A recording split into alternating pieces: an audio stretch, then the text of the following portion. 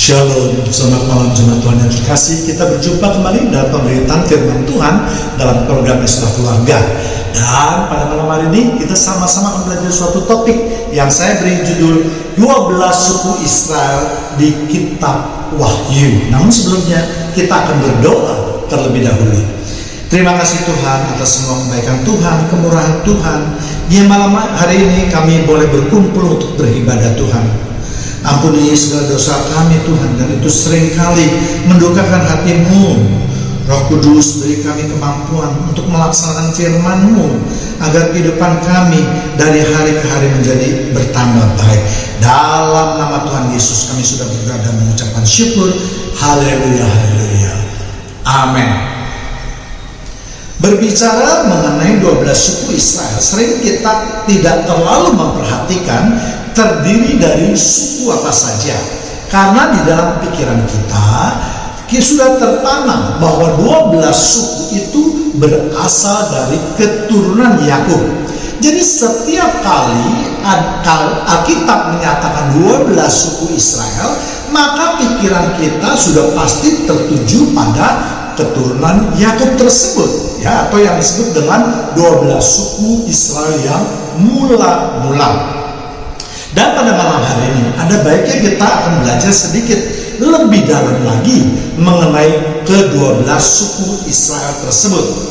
Alkitab mencatat 12 suku mula-mula Israel itu memang adalah keturunan Yakub, ya. Kejadian 35 ayat 23 sampai 26. Anak-anak Lea ialah Ruben, anak sulung Yakub, kemudian Simeon, Lewi, Yehuda, Isahar, dan Sebulon. 24. Anak-anak Rafael ada Yusuf dan Benyamin. 25. Dan anak-anak Bilha, budak perempuan Rahel, ialah Dan serta Naftali. 26. Dan anak-anak Zilpa, budak perempuan Lea, ialah Gad dan Asyer. Itulah anak lelaki Yakub yang dilahirkan baginya di Paddan Aram. Jadi nama-nama anak-anak Yakub adalah Ruben, Simeon, Lewi, Yehuda, Isahar, Sebulon, Yusuf, Benyamin, dan Naftali, Gad, dan Asyer. Ya, inilah 12 suku Israel yang mula-mula tersebut.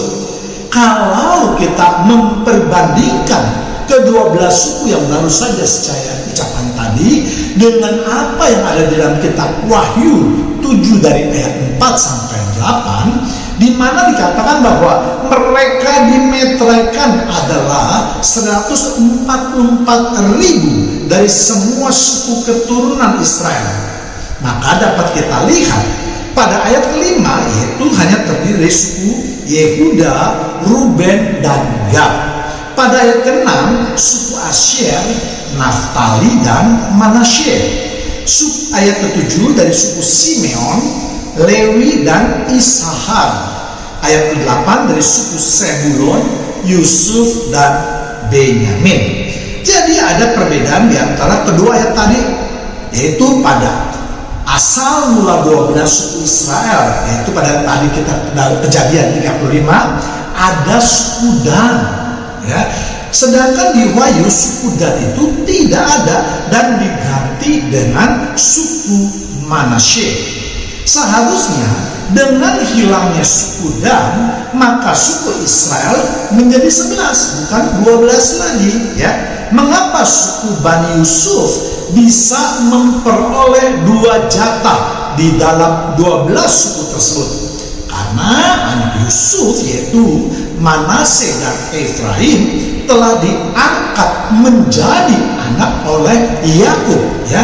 Dengan demikian mereka mendapatkan hak yang sama seperti anak-anak Yakub lainnya, walaupun sebenarnya mereka adalah cucu dari Yakub.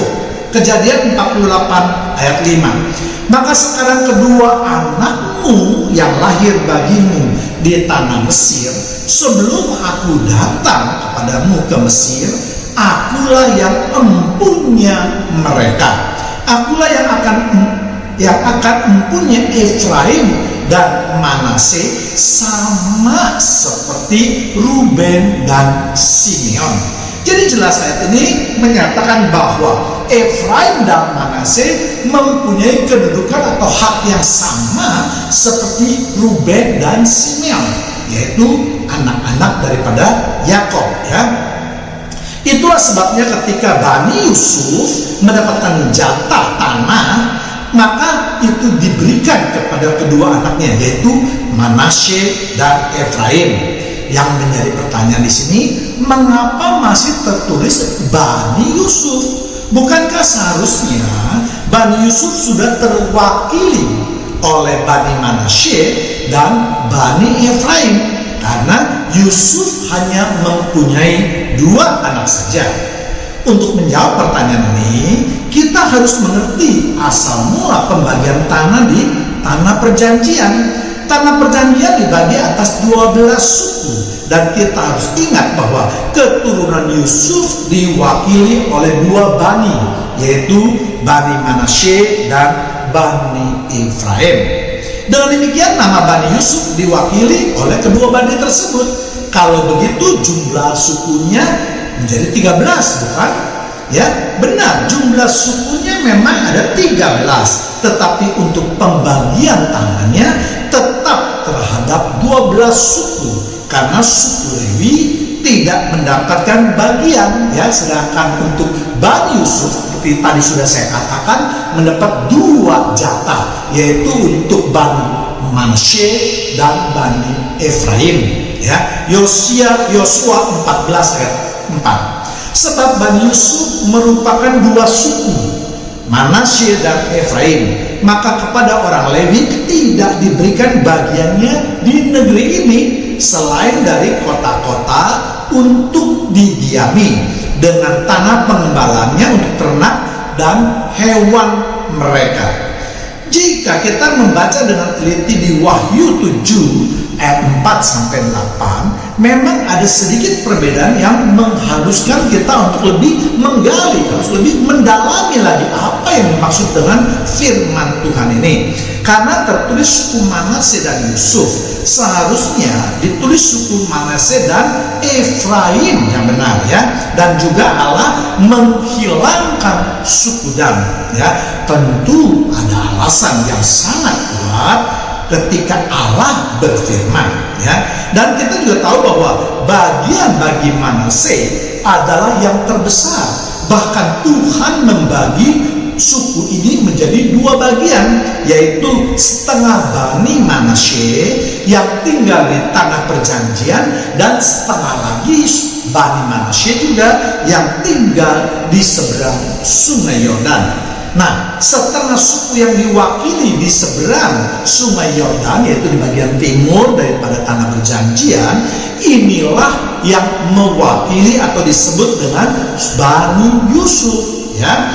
Dan makanya disebut dengan Manasye bin Yusuf, ya. Bilangan 32 ayat 33. Lalu Musa memberikan kepada mereka, kepada Bani Gad, kepada Bani Ruben, dan kepada setengah suku Manasye bin Yusuf, kerajaan Sihon, raja orang Amori, dan kerajaan Og, raja Basan, yakni negeri mereka beserta kota-kotanya di seluruh negeri itu, dengan daerah-daerah setiap kota itu. Jadi kita harus membedakan antara Bani Manasye yang tinggal di seberang Sungai Yordan dengan Bani Manasye yang tinggal di tanah Kanaan, dengan pemimpin mereka yang juga bernama Manasye, yang merupakan anak sulung dari Yusuf. Kejadian 41 ayat 51, Yusuf memberi nama Manasye kepada anak sulungnya itu, sebab katanya,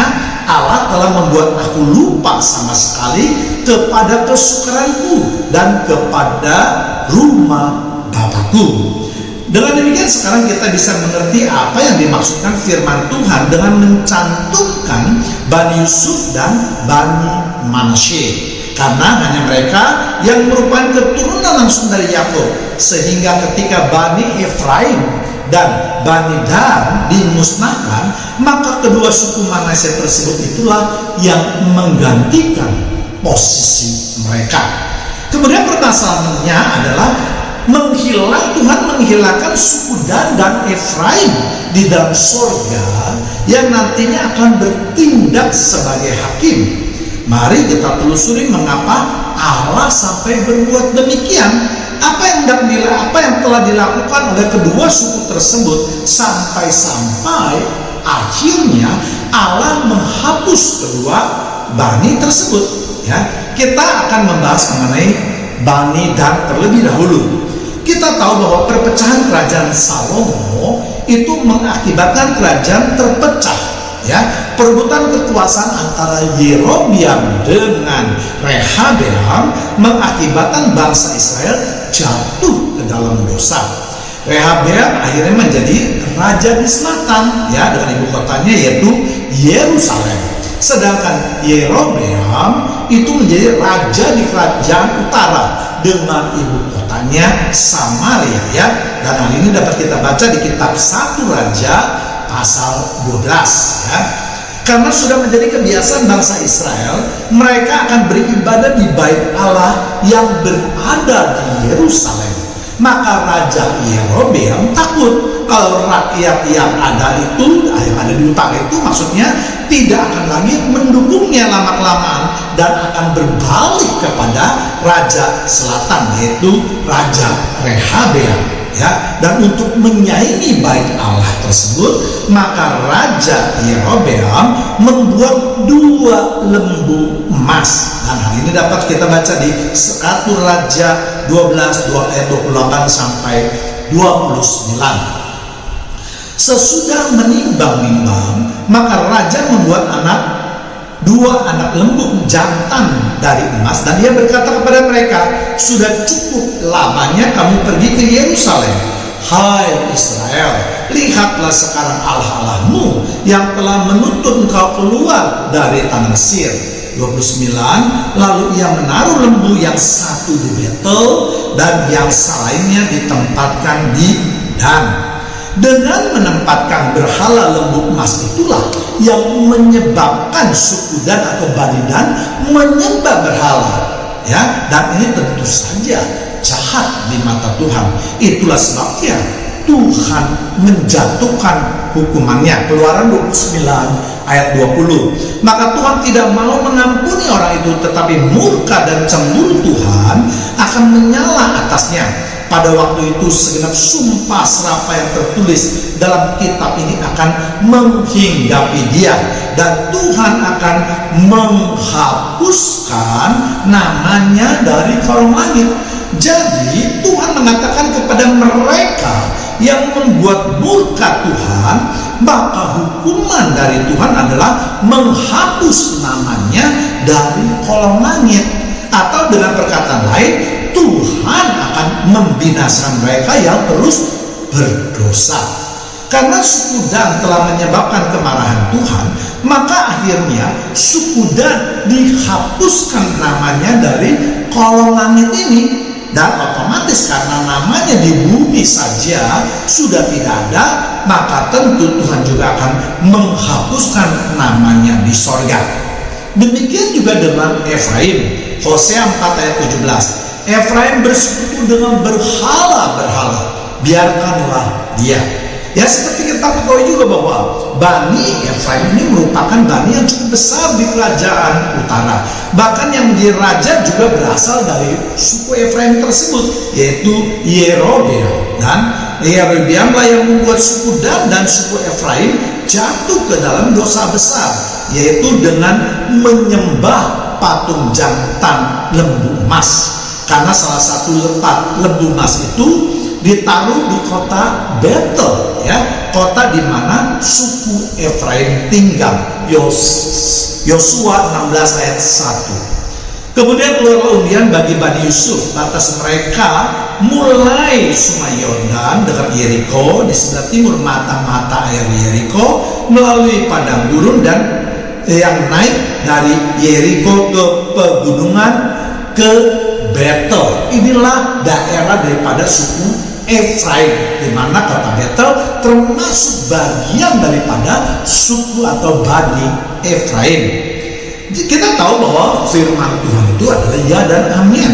Dan hal ini harus ditafsirkan bahwa segala janji Tuhan itu pastilah terjadi. Dan tentu janji itu tidak hanya yang bersifat positif saja yang merupakan berkat, tetapi janji Tuhan yang negatif juga yang berupa kutukan atau hukuman. Ya, itu tidak boleh kita hanya menafsirkan berkatnya saja, tetapi juga kutuk atau hukumannya. Akhirnya Tuhan menghapuskan kedua suku tersebut, yaitu suku Dan dan Efraim. Kalau kita lihat berbagai peristiwa di dalam perjanjian lama, di mana murka Tuhan dinyatakan karena adanya perbuatan jahat manusia, yaitu seperti air bah, pemusnahan kota Sodom dan Gomora, sampai pembuangan bangsa Israel ke Babel. Dan yang akan datang adalah datangnya masa penghakiman. Pelajaran apa yang dapat kita tarik dari peristiwa tersebut? Tetaplah kita harus hidup sesuai dengan perkenanan Tuhan. Sebab walaupun Tuhan kita adalah Tuhan yang maha pemurah, maha pengasih, dan seterusnya, dan tetapi ingat juga bahwa Tuhan kita adalah Tuhan yang adil. Artinya apa?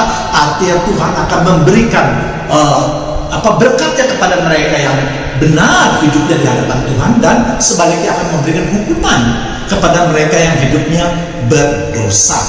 Demikian juga banyak orang-orang yang sudah merasa aman akan janji-janji Tuhan, tetapi mereka lupa bahwa janji-janji itu harus terus dijaga. Jangan sampai janji tersebut dibatalkan atau ditarik dari perilaku kita, seperti yang dialami oleh suku Dan maupun suku Efraim. Ya, untuk memberikan gambaran, makanya saya ingin memberikan suatu ilustrasi yang lain lagi ya.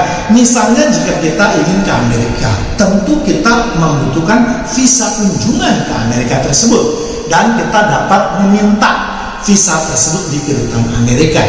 Apabila kita sudah memperoleh visa tersebut, ya setelah kita menanyakan jawab interview dan sebagainya, ya tentu si interview dari kedutaan itu akan melihat bahwa apakah si calon yang meminta visa itu memang memenuhi syarat atau tidak. Ya, kalau memenuhi syarat diberikan, kalau tidak akan ditolak.